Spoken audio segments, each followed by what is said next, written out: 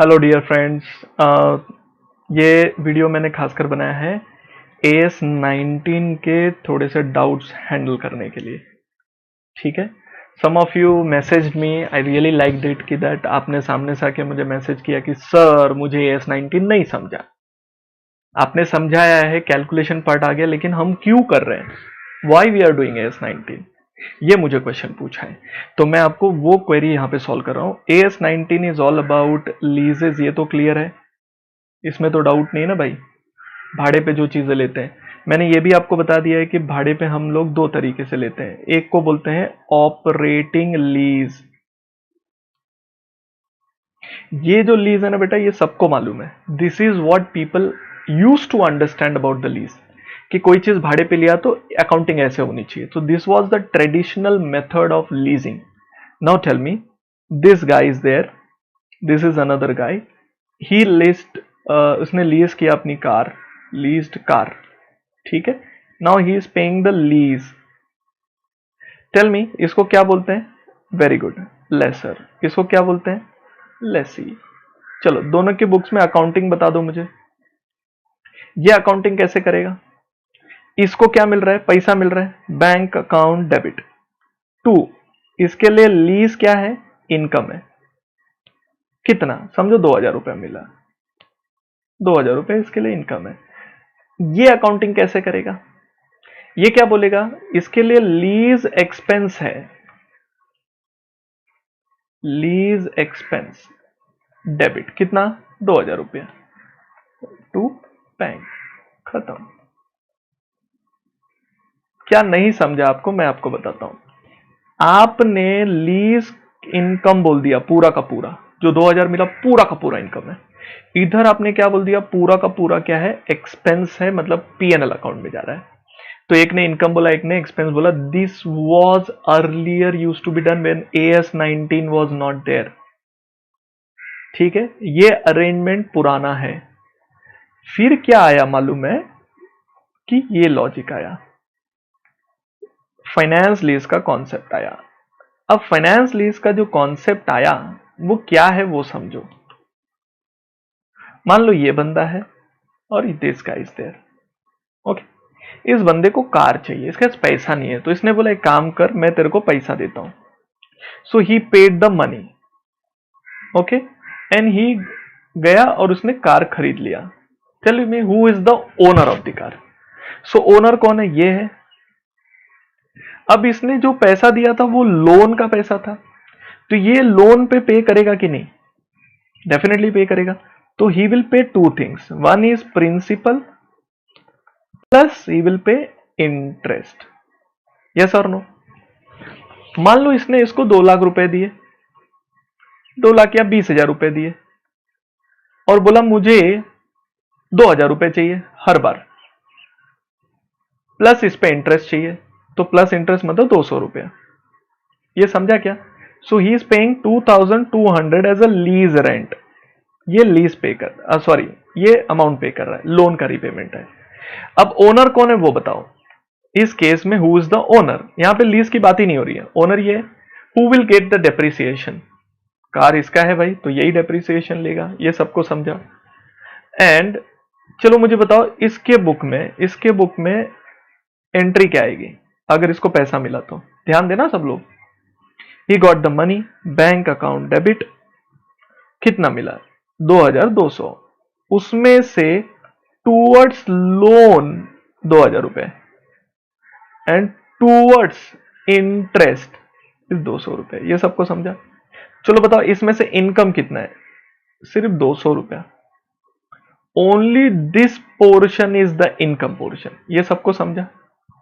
Similar way, जब ये बंदा पेमेंट कर रहा था, ये बंदा, तो ये एंट्री कैसे पास करेगा मालूम है? ये बोलेगा देखो भाई, लोन के टूवर्ड्स दिया मैंने 2000 रुपया, इंटरेस्ट एक्सपेंस के टूवर्ड्स मैंने दिया 200 रुपए, और ऐसे मैंने 2200 रुपए पे करे, ऐसे पे करे। तो he is treating this portion as expense PNL में।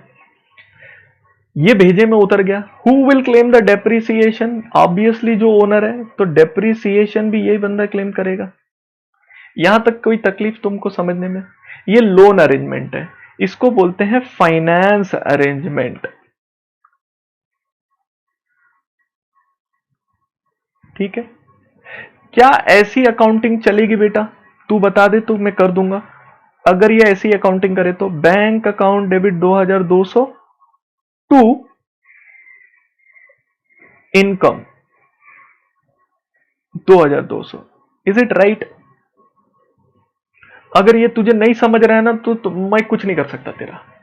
साले ये इनकम कैसे हो सकता है? तूने उसको 20,000 रुपए दिए थे, उसमें से भी पैसे रिटर्न आ रहे थे, आपने पे करे, आपको रिटर्न आ रहे, तो इनकम कहां से हो गया? मैंने तुमको 200 रुपया दे, तुमने मेरे को 200 रुपया मेरा रिटर्न किया, is 200 rupees income to me? पगला गए हो?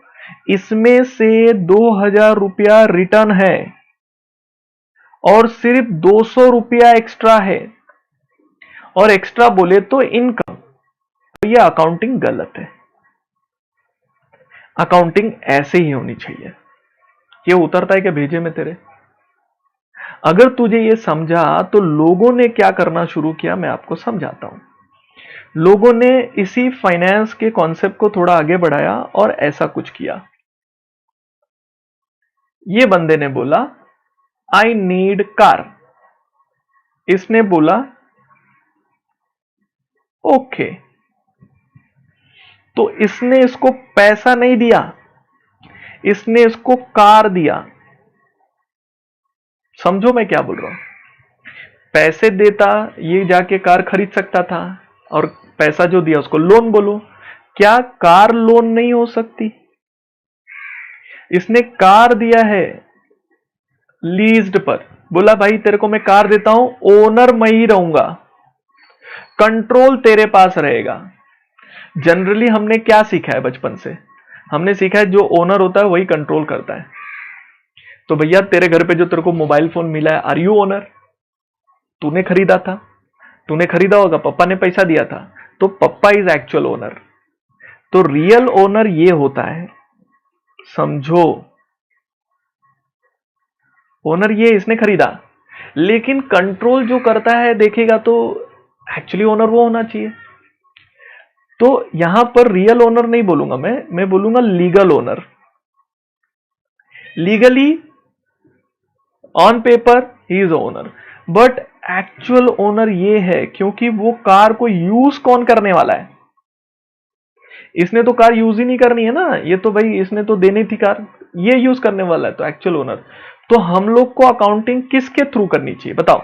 Should I follow the legal pattern और should I look into the actual owner?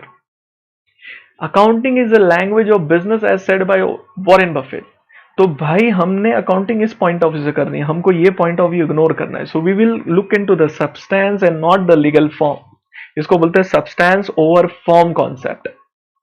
We will look into the economic reality, actual reality, and not just the legal format. So if you give weightage to actual reality and not to the legal reality, this is called you are following substance over form. इसको technically बेटा बोलते हैं substance over form. तो if you apply this substance over form, तो इन changes क्या होता है समझ। इवन तो ये ओनर है उससे कोई फर्क नहीं पड़ता। अब ये दे रहा है लीज, समझो ये लीज पे कर रहा है 2200। सेम एग्जांपल जो ऊपर वाला है ना, सेम तरीके से लिया। Now tell me, is it lease और लोन रीपेमेंट? तो भैया अगर सिचुएशन ऐसी है जिसमें you can see that is just a legal owner and is actual owner, control इसके पास है, तो इस केस को बोलते हैं बेटा फाइनेंस लीज। और ऐसे केस में इसको दो पार्ट में डिवाइड किया जाता है, प्रिंसिपल कंपोनेंट कितना और लीज मतलब इंटरेस्ट कंपोनेंट कितना। तो जो प्रिंसिपल है वो 2, ये 200। तो अकाउंटिंग ऐसे नहीं होगी। ये अकाउंटिंग तेरे को सेंसेबल लग रही तो बता दे मेरे को, मैं वही कर दूंगा। बैंक अकाउंट डेबिट 2200 मिला टू इनकम लीज 2200। साले गलत है, तूने ऑलरेडी लोन दिया था ना, वो पैसा भी तो रिटर्न आ रहा है, तो लोन का पैसा जब रिटर्न आ रहा तो अकाउंटिंग ऐसा नहीं होती है। तो अकाउंटिंग कैसे होती है? सो बैंक अकाउंट डेबिट 2200 मिले बराबर है, लेकिन प्रिंसिपल कंपोनेंट के टूवर्ड्स मिले ना तेरे को, प्रिंसिपल कंपोनेंट ये लायबिलिटी के टूवर्ड्स मिले हैं, सामने वाले असेट था तेरा, तो इधर पे हम लोग उसका नाम लिख देंगे सामने वाले का, जो बंदा पे कर रहा है अपने को, उसको बोलते हैं लेसी। तो 2000 रुपया उसने दिए लोन के टूवर्ड्स, एंड एक्स्ट्रा जो मिला तुझे एक्स्ट्रा, उसको तू इंटरेस्ट का नाम दे या उसको तू फाइनेंस चार्ज बोल, तेरे को जो मन में आए वो बोल। 200 रुपया सिर्फ ये पोर्शन पीएनएल में जाएगा। पहले लोग गलती क्या करते थे, पहले पूरा का पूरा कंपोनेंट इसको पूरा पीएनएल में ले लेते थे, बट वो तो ऑपरेटिंग लीज में होता है, इधर समझता है, इधर नहीं समझता है, बिकॉज इधर लोन है, तो लोन के केस को तुम ऐसा ट्रीट नहीं कर सकता है, लोन के केस को लोन जैसा ही ट्रीट करना होगा, इसलिए ये कॉन्सेप्ट आया। कोई बात नहीं, अगर तुझे अभी भी नहीं समझा ना, तो हम लोग ये चीज फाइनल में भी सीखने वाले हैं, तो फाइनल में समझाऊंगा। तुझे समझा क्या अभी, why we need to differentiate, कि why operating lease and why finance lease, तो ये एएस आया ही इसके लिए है। ऑपरेटिंग लीज की अकाउंटिंग सबको आती है, इसलिए मैंने ऑपरेटिंग लीज के बारे में ज्यादा बातचीत किया ही नहीं, I talked everything about the finance lease. तो ये चीजें आपको समझना जरूरी है कि भाई क्यों कर रहे हैं, आप कैसे कर रहे हैं वो मैंने ऑलरेडी आपको वीडियो लेक्चर दिया हुआ है, क्यों कर रहे हैं वो मैंने आपको समझा दिया, ये भी लिख ले। आई अज्यूम्ड कि you people know it this all this things, but कोई बात नहीं, चलता है।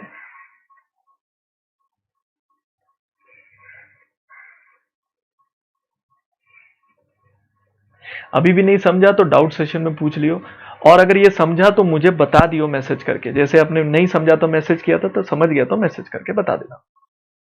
ओके, इसके अलावा थोड़ा खुद का दिमाग लगाएगा, मतलब प्रोफेशनल लेवल पे जा रहे हैं तो अपने को खुद को भी थोड़ा बहुत यूसेज करना पड़ेगा ब्रेन का। Everything can not be on table, sometime we are like chef, अपने को इंग्रेडिएंट दे दिया जाएगा, we have to decide how much time I have to cook it, what ingredient I will add, that person is called professionals. So खुद का भी थोड़ा brain usage करो, go on reading maximum stuffs, ज्यादा से ज्यादा रीडिंग करो, this will help you to improve, and I want you people to improve. मुझे कोई शौक नहीं है तेरे को इंप्रूवमेंट नहीं कराने का, तू इंप्रूव नहीं हुआ तो गड़बड़ हो जाएगा। और इसके अलावा भी डाउट्स रहेगा तो डाउट सेशंस होंगे, वहां पे पूछो, and do it very seriously and sincerely. And this is very early stage पे आपको अकाउंटिंग स्टैंडर्ड दे दिया। जनरली अकाउंटिंग स्टैंडर्ड सब खत्म होने के बाद, पूरी अकाउंटिंग कायनात आने के बाद स्टैंडर्ड सिखाया जाता है, तब तुम समझने लायक होते हो, समझने के काबिल होते हो। तो यहां पर सब्सटेंस ओवर फॉर्म को यूज किया गया है, इकोनॉमिक रियलिटी को ज्यादा इज्जत दी गई है। कहीं भी अगर substance over form word use हुआ तो इसका मीनिंग यह है कि actual owner will be given more preference than legal owner. Are you clear with this? Okay, चलो।